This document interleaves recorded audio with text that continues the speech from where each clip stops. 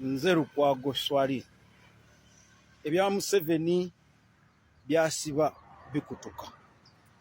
Essaawa zino wenjogerera Amerika erirwedde okuaminga abana Uganda nga webakola Libya kyatokotera Benghazi.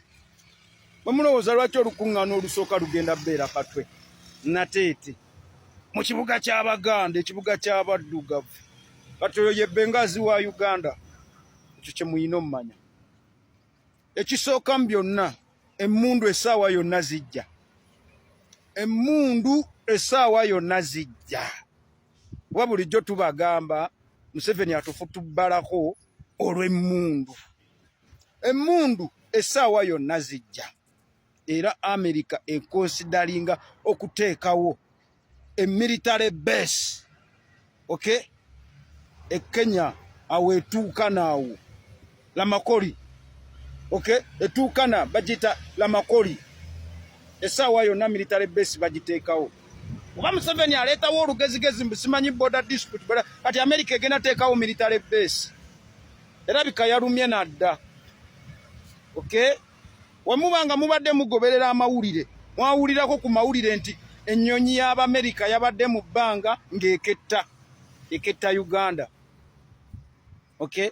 Wemuba mugoberera, mwawulirako oba eyo gomba, eggomba eyo. Museveni yali agala oteekayo obuyeekera ng'awa Abanyarwanda emmundu bubatandika okukola ebintu by'ekiyeekera. Amerika n'esindikayo bakiyita kitya? Empungu ng'eriko kamera. Yali ekola omulimu ogwo bulungi empungu. Kati akayiringu ne kakimanya ne babaako abaakatemyako nti owaayi abasajja bakozesa empungu okukola ki? Okukukettera ebifaananyi bigenda direct eno ku gundi ku forward operating base e Mombasa. Eyo naye eri awo. Kubanga eyo ye manding up all the security intelligence ze bakola ki? Ze baketta ku nsi z'omu East Africa wano.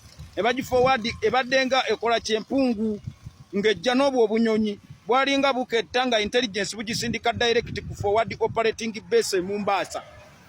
Okay? Esooka wali ku forward, esooka wali ku Manda Bay oba muji.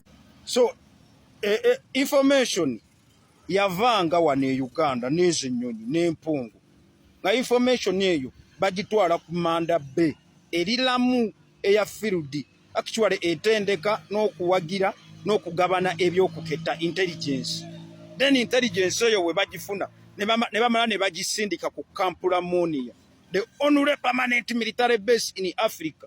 America gye yateekawo mu 2002 for US military operations in the region, more so in the Horn of Africa. Kati baagala kusooka kusorting out Uganda kuba already information weeri nti mutabani wa Museveni akukuta n'Abalasya n'Abachina okulaba nga bathreateninga interests za America. Okay? Perhaps yemu ku nsonga lwaki kasita bakitegedde nti omukono gw'Omumerika gwayingidde mu kalulu k'e Uganda ng'era ekyakayiringu baagala kisootinga mu kalulu kano.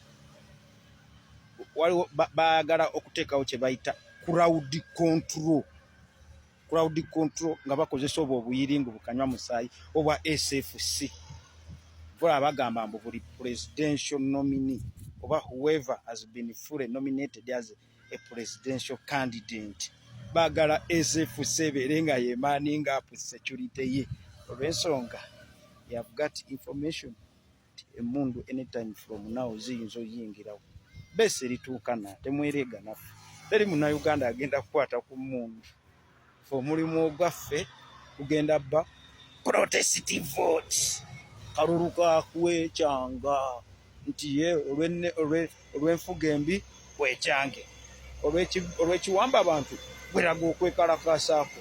Olw'ekibba kalulu gweraga okwekalakasa. Actually abagenda okugjako akayiringu ka Museveni bagenda kulaviregingira ku kwekalakasa kwaffe nga wekyali Sudaani.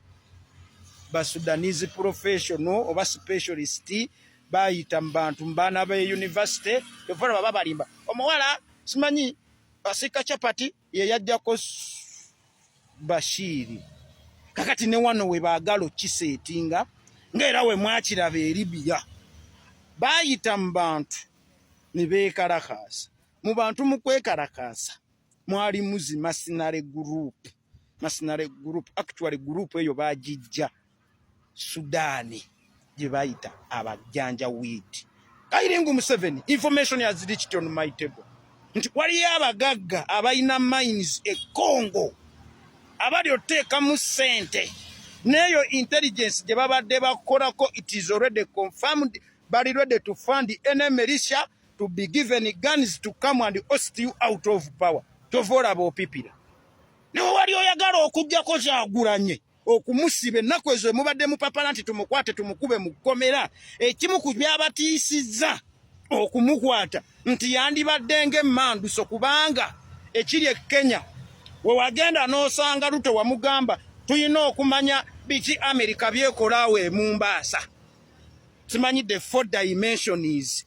Lwaki tetumanyi kigenda mu maaso mu bbanga, lwaki tetumanyi kigenda mu maaso mu mazzi, lwaki tetumanyi simanyi kigenda mu maaso wa and wa. Ng'olaba kitokota si kisaanikire. Ruto tali in control of Kenya. Kenya is an occupied settlers simanyi country. Okay?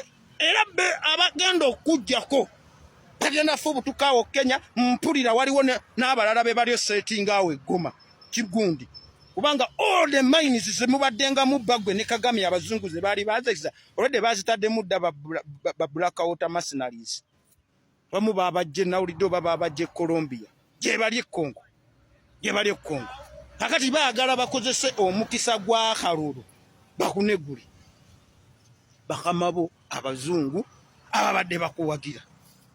Vola ntandise mbagamba essaawa yonna emmundu zijja e Uganda zigenda tokota ate bagenda kujjako bulungi nga naawe weesiimidde nga togenda wadde okuteekawo any resistance because bakwetoolodde n'ekyatutte mutabani we China kugenda kugamba ba China nti bannange muzikize twagala kuddayo eri bakama baffe naye nga bbe kuba China ebadde yagala to portray itself nga champion for the plight of actually the global South states. You get? Awo akazannyo we kakyukidde kyovola Bakyagulanyi Kyagulanyi wabasobola babulira enkolagana ye ne Robert Amsterdam n'abamanyi Robert Amsterdam. Who is Robert Amsterdam? Is single-handedly put down Magufuli. How did they infiltrate?